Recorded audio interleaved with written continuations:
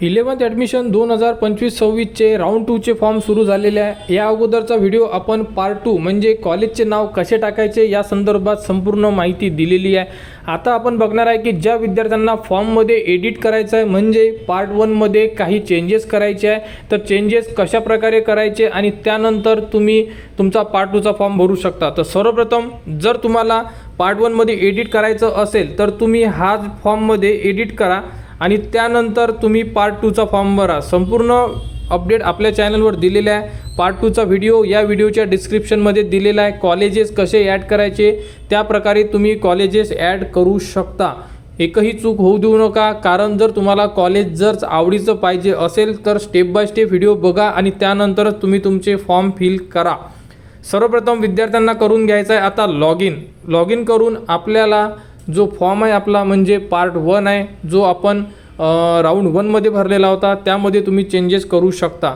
तर यामध्ये तुमच्याकडे ID आहे, ID टाका, पासवर्ड टाका, खाली दिलेला कॅप्चा टाका आणि लॉग इनला क्लिक करा, म्हणजे आपण आपल्या प्रोफाईलमध्ये इन्सर्ट होणार आणि तुम्ही तुमचा पार्ट 1 आणि पार्ट 2 दोन्ही फॉर्म तुम्ही तुमच्या लॉग इनमधूनच एडिट आणि लॉक करू शकता। तर सर्वप्रथम एकदा लॉग इन करा। लॉग इन केल्यानंतर बघू शकता तुमच्यासमोर संपूर्ण माहिती तुमची डिटेल्स उपलब्ध करून दिलेली आहे। यामध्ये तुमचा पार्ट 1 पार्ट 2 दोन्ही फॉर्मचं ऑप्शन दिलेलं आहे। तर यामध्ये आता आपल्याला पार्ट 1ला क्लिक करून आपण आपला पार्ट 1 एडिट करू शकतो। तर पार्ट 1चं जे ऑप्शन दिलेलं आहे इथे क्लिक करा। इथे क्लिक केल्यानंतर बघू शकता संपूर्ण स्टेप तुमच्यासमोर दिसून पडेल, तरीसुद्धा तुम्ही एडिट करू शकत नाही, कारण की लॉक ॲप्लिकेशन फॉर्मला तुम्हाला क्लिक करावं लागेल। लॉक ॲप्लिकेशन फॉर्मला क्लिक केल्यानंतर बघू शकता तुम्ही की तुम्ही हा जो फॉर्म आहे तुमचा लॉक केलेला आहे, त्यामुळे तुम्हाला सर्वप्रथम करायचा आहे हा फॉर्म अनलॉक केल्यानंतरच तुम्ही तुमचा फॉर्म भरू शकता। तर ज्या विद्यार्थ्यांनी पार्ट 2 भरलेला असेल तर तुम्ही डायरेक्टली फॉर्म अनलॉक करू शकत नाही, त्यामुळे अगोदर तुम्हाला पार्ट 1 लॉक करावा लागेल आणि त्यानंतरच तुम्ही पार्ट 2चा फॉर्म भरू शकता। जोपर्यंत तुमचा पार्ट 1 लॉक नाही आहे तुम्ही काही करू शकत नाही आहे। तर चेकबॉक्सला क्लिक करा आणि अनलॉक ॲप्लिकेशनला क्लिक करा। तुमचा फॉर्म अनलॉक झालेला आहे। आता तुम्ही संपूर्ण फॉर्म एडिट करू शकता। इथे तुम्हाला दिलेला आहे की ॲप्लिकंट अनलॉक फॉर्म सक्सेसफुली, म्हणजे तुमचा फॉर्म अनलॉक झालेला आहे। आता तुम्ही संपूर्ण फॉर्ममध्ये एडिट करा, जेही तुम्हाला एडिट करायची इन्फॉर्मेशन एडिट करा। तर यामध्ये कोणती इन्फॉर्मेशन एडिट होणार आणि होणार नाही याबद्दल संपूर्ण माहिती आपण याच व्हिडिओमध्ये घेणार आहे। अशा प्रकारे तुमचा फॉर्म अनलॉक झालेला आहे। यामध्ये आता आपण डिटेल्स चेक करणार, एडिट करणार आणि त्यानंतर फॉर्म जो आहे म्हणजे पार्ट 1 जो आहे आपला, जो आपण आता भरत आहे, हा लॉक करायचा आहे। लॉक केल्यानंतर पार्ट 2चा फॉर्म तुम्ही भरू शकता आणि त्यालासुद्धा तुम्हाला लॉक करायचं आहे। अशा प्रकारे आपल्याला संपूर्ण माहिती फिलअप करून घ्यायची आहे। तर सर्वप्रथम आता आपण स्टेप बाय स्टेप ज्याही आपण स्टेप कंप्लीट केलेल्या आहेत त्या स्टेपवर बघणार आहे। तर पहिली स्टेप म्हणजे रजिस्ट्रेशन डिटेल्स। तर रजिस्ट्रेशन डिटेल्सचं पेज लॉक आहे तुमचं, यामध्ये कुठेही चेंज होणार नाही आहे। तुमचं बोर्ड सिलेक्ट, फ्रेशर, SSC, त्यानंतर तुमचे नाव, रोल नंबर या डिटेल्स तुम्ही एडिट करू शकत नाही आहे, कारण की आपण रजिस्ट्रेशनच्या वेळेस जी इन्फॉर्मेशन ॲड केलेली आहे ती इन्फॉर्मेशन एडिट करू शकत नाही आहे। त्यामुळे रजिस्ट्रेशन डिटेल्समध्ये कोणत्याही प्रकारची एडिट होणार नाही आहे। तरी तुम्हाला काही अडचण असेल तर तुम्ही जवळपास जेही कॉलेज असेल तिथे व्हिजिट करू शकता, त्यांच्याकडून तुम्हाला सोल्युशन मिळू शकते, परंतु ऑनलाईनमध्ये तुम्हाला सोल्युशन नाही आहे। कॉलेजला व्हिजिट करून सोल्युशन घ्या। त्यानंतर बघू शकता यामध्ये तुमचे नाव, जेंडर, डेट ऑफ बर्थ, कॉलेजची इन्फॉर्मेशन म्हणजे शाळेची इन्फॉर्मेशन, यामध्ये तुम्ही तुमचे नाव एडिट करू शकत नाही आहे। जे तुम्ही अगोदर टाकलेलं नाव आहे तेच नाव तुम्हाला राहणार आहे अशा प्रकारे।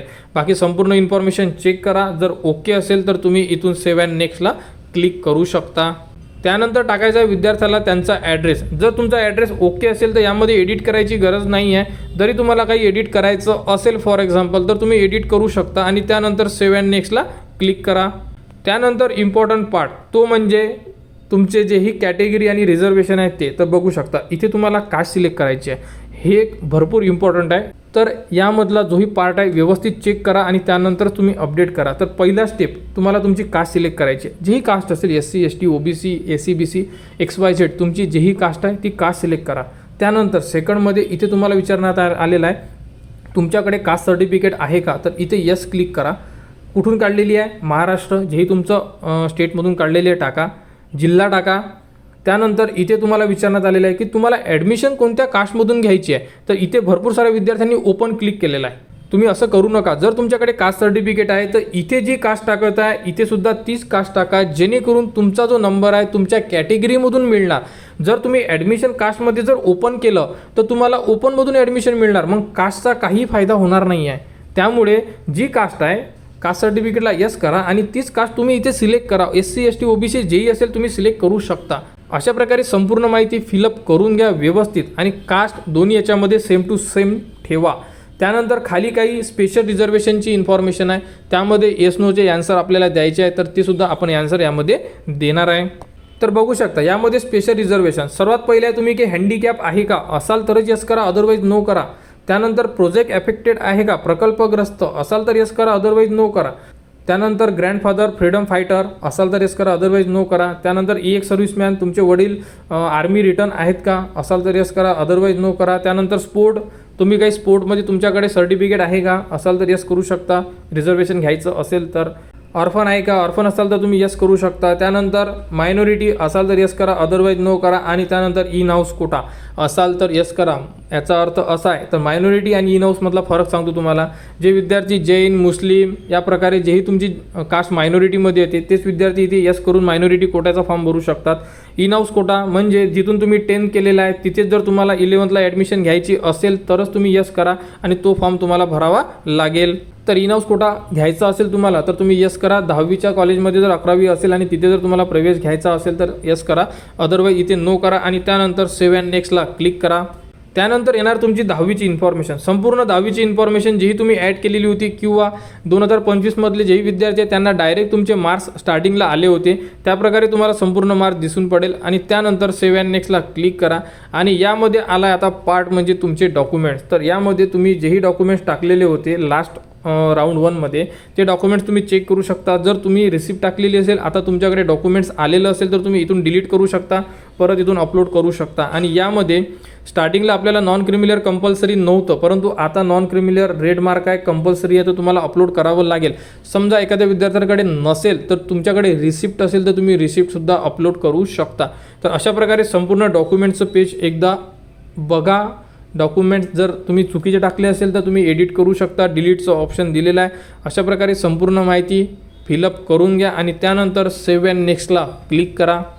त्यानंतर तुम्हाला यासाठी पेमेंट करायची गरज नाही आहे, कारण your registration fee is paid, म्हणजे अगोदरच आपण फी पेड केलेली आहे त्यामुळे आपल्याला पेड करायची गरज नाही आहे।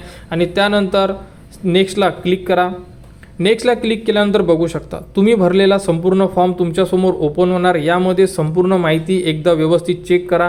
मेन आहे यामध्ये तुमची कॅटेगरी चेक करा आणि ॲडमिशनची कॅटेगरी चेक करा। इकडे जर तुमची SC असेल तर इकडे सुद्धा SC राहू द्या, ओपन ठेवू नका, कारण ओपन ठेवसाल तर तुम्हाला कास्टचा फायदा होणार नाही आहे। अशा प्रकारे तुम्ही संपूर्ण माहिती फिलअप करून घ्या। यामध्ये तुमचे मार्क्स, तुमचे डॉक्युमेंट्स, संपूर्ण माहिती चेक करा आणि त्यानंतर खाली तुम्हाला एक चेकबॉक्स दिलेला आहे, क्लिक करा आणि लॉक ॲप्लिकेशनला क्लिक करा, म्हणजे तुमचा फॉर्म हा लॉक होऊन जाणार। जेव्हा तुमचा फॉर्म लॉक होणार, लॉक झाल्यानंतरच तुमच्यासाठी पार्ट 2चा फॉर्म तुम्ही भरू शकता, एडिट करू शकता। जर तुम्ही पार्ट 1 लॉक केला नाही तर तुम्ही पार्ट 2चा फॉर्म भरू शकत नाही आहे। पार्ट 2चा व्हिडिओ या व्हिडिओच्या डिस्क्रिप्शनमध्ये दिलेला आहे, तो व्हिडिओ बघा, त्यानुसार तुम्ही कॉलेजचे नाव ॲड करू शकता। कुठेही अडचण असेल तुम्ही कमेंट्स करा, त्यावरती पण तुम्हाला माहिती दिली जाणार। आपल्या चॅनलच्या कनेक्टमध्ये राहा। टेलिग्राम चॅनलसुद्धा तुम्ही जॉईन करू शकता, कारण त्यावरती सुद्धा भरपूर साऱ्या ज्या अपडेट आहे, डॉक्युमेंट्स वगैरे टाईम टेबल आहे, हा तुम्हाला टेलिग्राम चॅनलवर देण्यात येत आहे। आणि 11th ॲडमिशनबद्दल तुम्हाला पार्ट 1 आणि पार्ट 2 दोन्ही व्हिडिओ देण्यात आलेले आहे। त्याप्रकारे तुम्ही चेक करा, फॉर्म भरा, कुठे अडचण आल्यास तुम्ही कमेंट्स करा, त्यावरती तुम्हाला माहिती दिली जाणार। आणि 11th ॲडमिशन 2025-26 बद्दल जी पुढील अपडेट येईल ती तुम्हाला आपल्या चॅनलवर देण्यात येणार। त्यासाठी चॅनलच्या कनेक्टमध्ये राहा, चॅनलला सबस्क्राईब करा व हा व्हिडिओ इतरांपर्यंत शेअर करा।